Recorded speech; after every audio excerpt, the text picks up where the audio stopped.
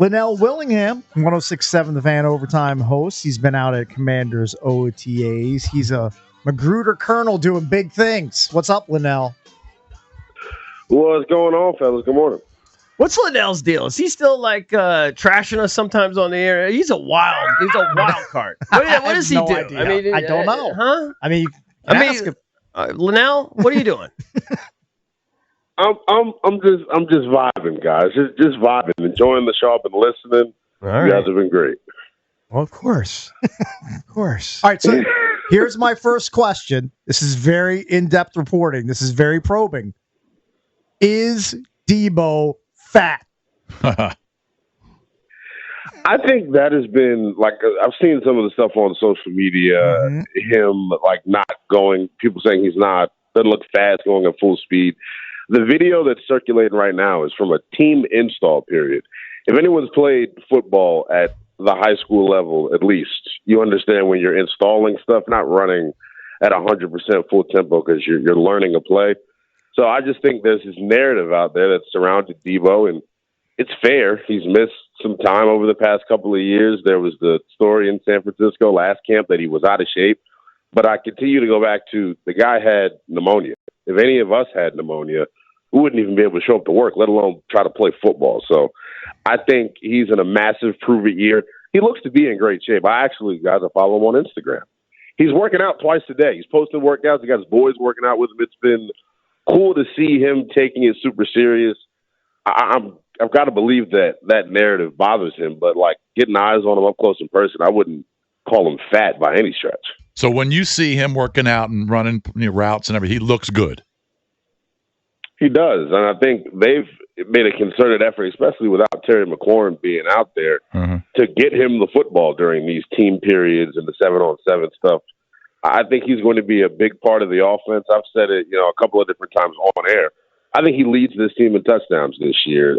Cliff Kingsbury hasn't had a weapon like this in his offense since he's been in the National Football League, and I think they're going to find just a multitude of different ways to get him the ball in space, and we'll see whether he has it or not. Here's the thing, right? There's no pads on right now. It's mandatory minicamp. The vibes are sky high. We'll find out, though, sooner rather than later, if he was in shape or not, and we'll get to make our judgment. So, Lynnell, I'm going to assume you're thinking I may have been a bit rash when I made a bet. Yeah, I think you went I made a bet a little too far that Debo will be a one and done here in Washington because he will underwhelm. Do you think that's a terrible bet at this point? I don't. Look, him being a one and done could be because he plays well and he outprices himself here from Washington. You got to think Excellent about what point, they're young already man. committing. Excellent point, young man. You got to realize what they're already committing at the wide receiver spot. They've spent two, pretty significant draft picks on, Jalen Lane and Luke McCaffrey in the past 2 seasons, and then Terry McLaurin is on his way to a $30 million a year extension. So I think at the end of the day, the numbers game may not play out in his favor, but I think him being one and done doesn't necessarily have to be a negative thing. And who knows? They'll have the franchise tag at their disposal. If they really want to keep him, I think they'll be able to. Well, it doesn't matter to me. Either way, I win the bet. If he just plays here 1 year and then he goes signs with the Dolphins, but I still win the bet. You asked the question and you used the word underwhelm. I did. So that's why you think he'll be a one and done. True, but that's not the parameters. Yeah, but that's not the parameters of the bet. All right. So I think made a brilliant bet. Actually, he could back his way. I think Debo is going to have a good year. I think he's going to have combined touchdowns with receiving and rushing. I think he's going to be close to what he was in 23, which was 12. I'm not saying 9-10 range. I don't think he'll get 12, but I hope I'm wrong. But I think he's going to have a big year. What is your take on the Terry situation? It's complicated. I understand it completely from both sides. I think here's the reality of the situation, though. Terry McLaurin has all the leverage in the world. When he first signed this contract extension a couple of years ago, he only signed for 3 years to set himself up for another big-time payday, and then boom, in a contract year, he goes out and has the best year of his career. So he has earned the right to get that, near top of the market type of deal. Here's the thing when we evaluate the wide receiver position. And I understand Terry. I don't think anybody up here would call him a top 5 guy. But when you consider the depth of the position, we're talking about the deepest position group in all of the NFL. He's definitely in that 10, 12 range. I think when you look at the production and the consistency without a quarterback, and then you insert a legitimate franchise guy last year, you kind of saw the benefits of it. The only thing that I get frustrated with, and maybe frustrated is too strong of a word, if you were the Commanders, the vibes are sky high right now. Why would you want to have distraction looming over you as you get geared up to go into that dead period of the offseason? I understand it's negotiations and, it's got to play itself out. But, like, at this point, if you're the team, like, there's no way you're not going to get this deal done. So what are we waiting for? It's kind of my thought process with it. What about this? So how many times have you been out there? Quite a few days for these? I've been out there every day they've been out there. You've been every day they've been out there. What's been your take on Jayden? Is there anything that you've noticed different? Like that one picture where he looked all jacked. Was that just like good gliding that day? Does he look like his arms a little stronger, or is it just you can't really tell? I mean, he looks like he picked up right where he left off in January. You got to think about the way he played down the stretch. You really saw the best version of him, really starting in that Atlanta game on Sunday night where he, straps the team to his back like a jetpack. He is just going to continue to get better. This year, with the offensive line being revamped the way that it is, I think you'll see the passing numbers take a little bit of a jump. Maybe the rushing totals aren't as high, but I do think he'll have, a tremendous year statistically. In terms of something that's stood out here in the first couple of days, it's kind of hard to tell. He's consistent. That's the one thing I can describe him as consistent. I've been out there the last couple of training camps, and I said it last year when we were out there watching him for the first time. After watching Carson Wentz up close in person, Taylor Heineke up close in person, Sam Howell up close in person. This is a professional guy at the position. I'll give you a little anecdote from practice yesterday. So the first day of mandatory minicamp, the offense really lit the defense up. And yesterday, it felt like the defense came out with an added chip on their shoulder, is how I would describe it. And we obviously saw the Noah Brown injury that we'll get to here in a second. But he's taken the defense off because the offense has been so good. You saw this last year during training camp as well. And I think what the defense has to realize, and what Joe Witt and company have to realize, is when you're going up against a bona fide top 5 guy in the league, your defense is going to get beat.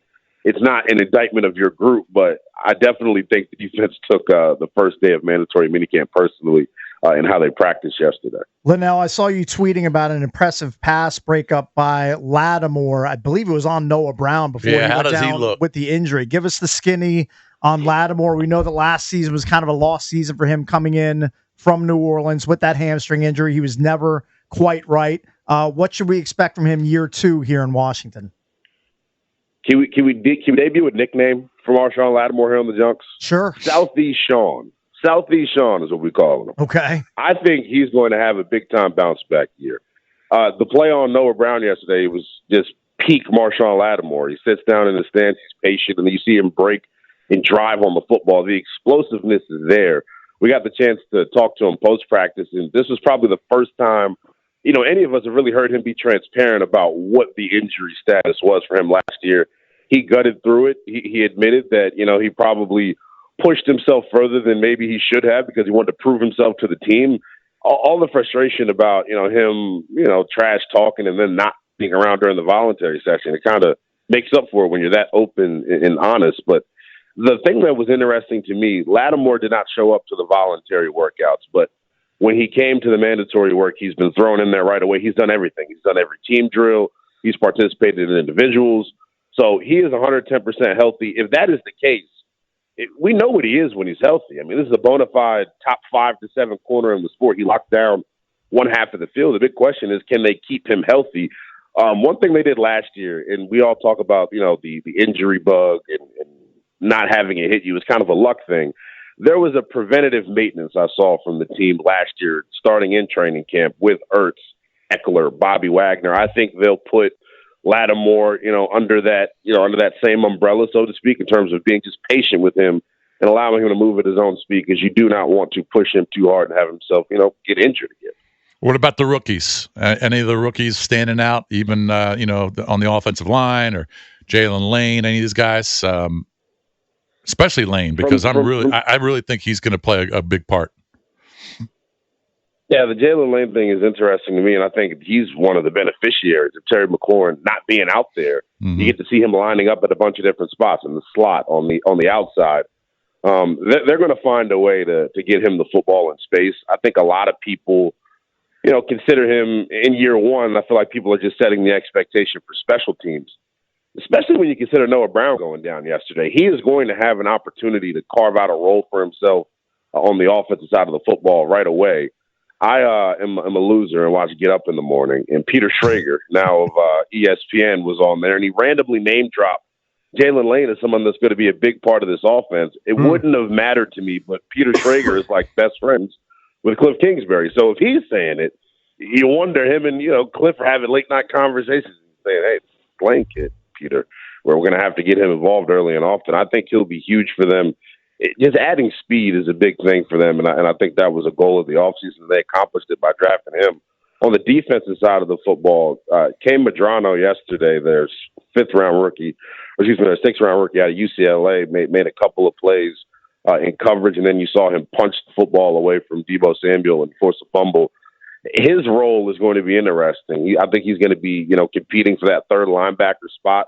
We know Frankie Louvu and Bobby Wagner will be two of the backers when they're in base.